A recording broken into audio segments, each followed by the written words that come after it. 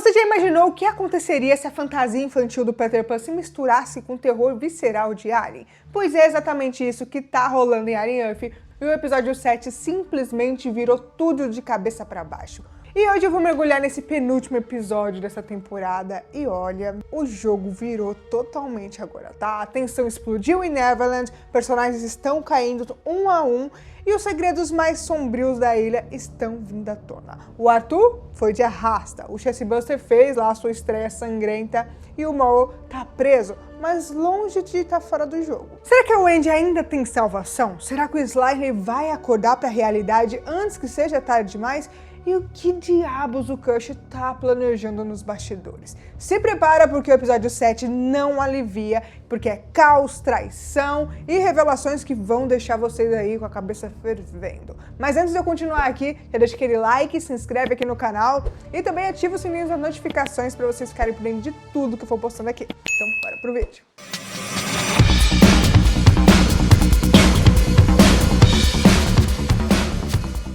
E aí pessoal, tudo bem com vocês? Se você não me conhece, acabou de chegar aqui no canal, bem-vindos, eu sou a Tayla Montinho. Bom, o episódio abre com o título Imagem do Xenomorfo, mas logo em seguida traz uma espécie de recapitulação visual, relembrando os momentos mais tensos do capítulo anterior. Entre as cenas a gente vê a mosca devorando o corpo do Toodles e a eliminação brutal do Arthur. Duas vítimas diferentes, duas criaturas distintas, mas o mesmo resultado. O início de uma contagem de corpos em Neverland que não vai parar de crescer, tá?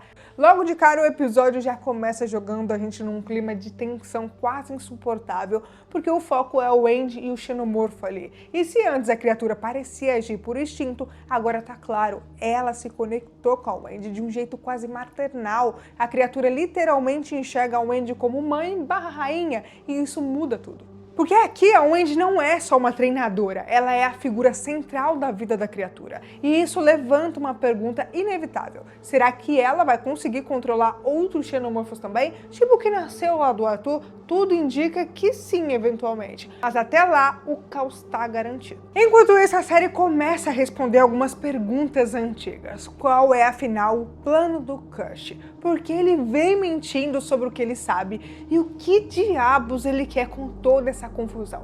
Spoiler, é bem mais do que uma simples curiosidade científica. O título do episódio Emergência tem um duplo significado. Literalmente a gente vê um Chessie Buster emergindo do peito lá do Arthur, uma das cenas mais perturbadoras da temporada, mas também é sobre o surgimento de novas ameaças, híbridos escapando da instalação, alianças desmoronando e criaturas alienígenas despertando. Durante a transição entre os episódios, a gente descobre que ele levou o Arthur de volta lá pro seu quarto e agora o mantém escondido debaixo da cama. A sequência do Slytherin tentando cuidar do Arthur enquanto o facehugger tá grudado na cara dele é de cortar o coração, tá? Ele ainda é só uma criança tentando fazer o que ele acha certo e tentando defender a família dele. Sem entender o ciclo biológico da criatura, ele faz isso e quase já leva de arrasto o Arthur muito antes do que aconteceu. O Smee entra em cena e, como esperado, ele descobre tudo. A reação dele é puro horror, coitado, traumatizado o garoto. E o detalhe do macaquinho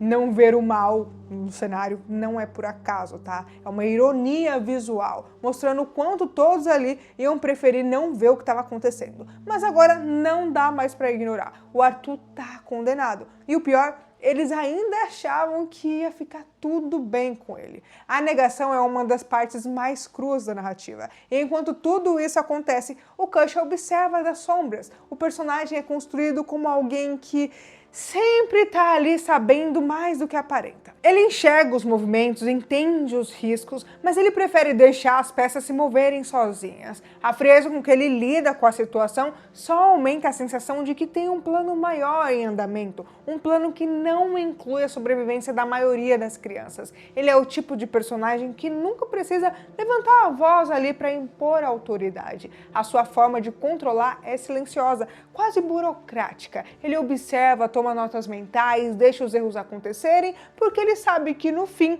tudo vai fortalecer ele. E essa frieza é o que torna ele tão perigoso. Ele não precisa sujar suas próprias mãos. Ele deixa com que os outros cavem as suas próprias covas. Enquanto os dramas pessoais se desenrolam, o laboratório vira um verdadeiro campo de guerra e o alarme finalmente toca, algo que a gente viu que não teve nos episódios anteriores, né? Mas uma explicação que eu acho disso é que o Cush estava monitorando tudo. Ele que impediu de soar antes. Ele estava controlando tudo, ele viu tudo o que aconteceu. E a morte do Toodles, embora chocante, é apenas mais uma peça no tabuleiro do Cush. Porque para ele não tem emoção, só cálculo, pesquisa. O personagem não sente remorso, não lamenta perdas. É a ciência acima de tudo. Até os insetos que continuaram se alimentando do corpo do Toodles serve como um lembrete grotesco de que nesse universo a vida é descartável. Nesse meio tempo, uma coisa que chamou a atenção é que a série faz questão de explicar que esses insetos não se alimentam de maneira tradicional.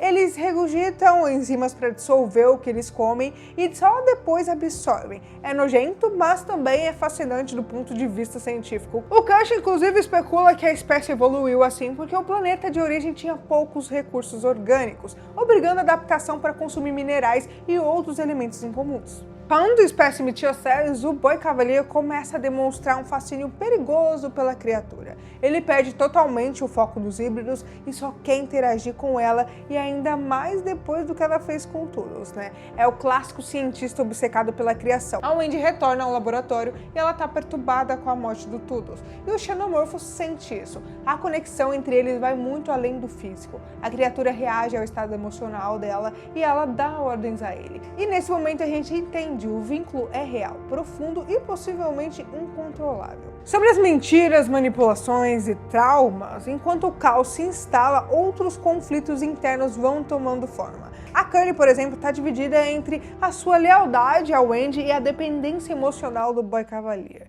Ela diz que não quer sair da ilha, que aquele é o melhor lugar onde ela já esteve. Mas será que é mesmo? Ou será que é só uma forma de auto-engano para fugir dos próprios traumas? A Nibs, por outro lado, está cada vez mais instável e letal. Quando jogam lá o patinho dela na água, é como se apertassem um botão de destruição. Ela eliminou o cara, gente, por conta de um pato, um ursinho de pelúcia, um bicho de pelúcia. Eu tô sem acreditar até agora. A mensagem aqui é clara. Os híbridos não são mais crianças indefesas. Eles são super criaturas moldadas pelo sofrimento e pela manipulação. Bom, o Sly e o Smee continuam sendo alívios cômicos ali, mas também os rostos mais inocentes dessa tragédia. Quando o Facehugger finalmente se solta e o Chestbuster do Arthur tá prestes a emergir, eles entram em pânico. E a cena é triste, gente, querendo ou não. O Arthur, mesmo sem entender tudo, tenta confortar os meninos e é aí que tudo acontece. O Chestbuster sai e o choque no rosto deles é inesquecível. E para piorar, o Cush já estava monitorando tudo. Ele rastreia o novo Xenomorfo e captura como se fosse só mais uma jogada no seu tabuleiro. Pois é. Enquanto isso, o Maul continua com seus próprios planos e a Wendy fica ao lado do outro Xenomorfo, se preparando para contra-atacar. O episódio termina em pura tensão e tudo indica que o próximo vai ser ainda mais insano. E o Cush finalmente encara o seu verdadeiro jogo. Ele é muito mais ambicioso do que qualquer um poderia imaginar. Gente, que cena foi aquela dele falando para os meninos irem pelo outro lado? Eu amei essa cena, desculpa. Por mais que essa cena é rápida, ele só fala ali e tal. Ai, gente, eu amei.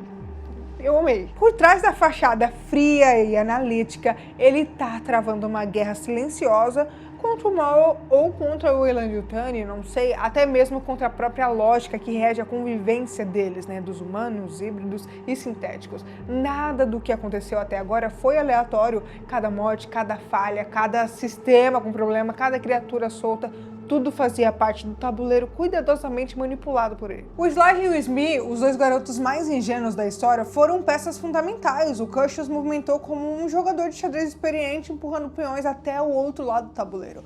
Quando o Chestbuster do Arthur finalmente emergiu, o Cush já estava lá com a armadilha preparada, pronto para garantir o seu troféu.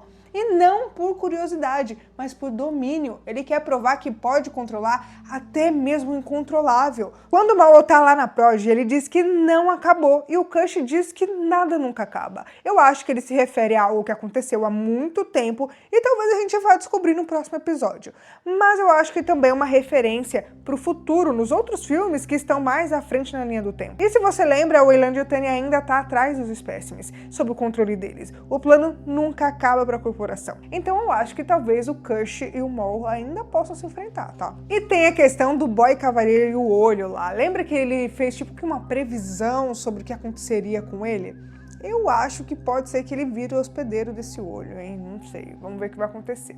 A Wendy tá mudando e não só emocionalmente. A sua capacidade de conectar com as criaturas e manipulá-las, de inspirar medo e lealdade, tudo nela tá crescendo. Ela está se tornando algo novo, algo que transcende o humano, e o Kush vê isso. A Wendy não tem mais ilusões, ela entende que a luta não é mais só pela sobrevivência, é pela liberdade, por identidade e por justiça. Ela não olha para os outros híbridos não como colegas de experimento, mas como irmãos. É uma nova era que está prestes a crescer. O momento em que ela libera o xenomorfo da contenção é simbólico. Ela está libertando também o instinto, o caos e a vingança. Enquanto isso, o Boi Cavalier mergulha cada vez mais na obsessão pelo espécime Tioceles. Ele não está interessado nos híbridos, nem nas implicações morais ou éticas do que está acontecendo. Tudo o que ele quer é colocar a criatura dentro de um novo corpo e conversar com ela. Simples assim, como se estivesse buscando um novo amigo para um café existencialista. E o plano? Eu acho que é usar o irmão da Wendy como hospedeiro, tá? Porque logo depois tem um corte de cena e nessa cena tá logo o irmão dela passando lá no meio do mato junto com eles, fugindo. Então, eu tô achando que às vezes é um sinal que ele vai ser a pessoa aí que vai ser hospedeiro, né? E além disso, eles estavam tentando capturar todos eles e trazer lá pra ilha. Eu acho que talvez eles teriam eliminado o irmão dela ou algo assim, mas eu acho que ele é uma peça importante ainda na questão toda da história. E o mais perturbador é que enquanto o mundo tá caindo ali, o Kush e o Boi Cavalier mantêm a sua calma assustadora. Eles acreditam estar no controle, mas eles estão subestimando a Wendy e também estão subestimando o instinto dessas crianças híbridas, o que elas carregam. E quando a tempestade vier, e ela vai vir, não vai ter contenção, protocolo ou laboratório que segure o que tá prestes a acontecer. O episódio termina com as peças do tabuleiro tudo espalhada e a ilha virou um campo de batalha prestes a explodir. O xenomorfo agora tá solto e o novo Chessbuster foi capturado, mas por quanto tempo será que ele vai ficar assim? Os híbridos estão divididos e emocionalmente instáveis, e a Wendy tá prestes a reinar. A temporada se aproxima do fim e eu admito, eu já tô com saudade, tá? Infelizmente vai acabar. E se esse episódio foi uma explosão de tensão, o próximo promete ser o apocalipse, tá? Ah, e outra coisa que eu quero lembrar vocês, não esquece de deixar o like aqui, se inscrever no canal e ativar os sininhos das notificações, porque vai acontecer muita coisa ainda, por mais que só tem um episódio na semana que vem, gente. Eu vou trazer coisa pra vocês, pode ter certeza. Mas comenta aqui embaixo pra mim, o que você acha que vai acontecer no final? Quem vai sobreviver? Quem vai trair também? E quem, no fim, vai realmente controlar o futuro da espécie? Me conta aqui. E se você quer apoiar ainda mais o meu trabalho, vira membro aqui do canal. Além de você ter um selo especial de membro nos comentários e lives, o seu nome pode aparecer aqui nos vídeos. E além disso, você garante acesso antecipado a todos eles assim que eu for postar aqui. É só dar uma olhadinha no link que vai estar aqui na descrição. Ah, e tem mais conteúdo incrível esperando por você. É só clicar no vídeo e vai estar aparecendo aí na tela agora. Bom, e por hoje é isso. Um grande abraço e até o próximo vídeo.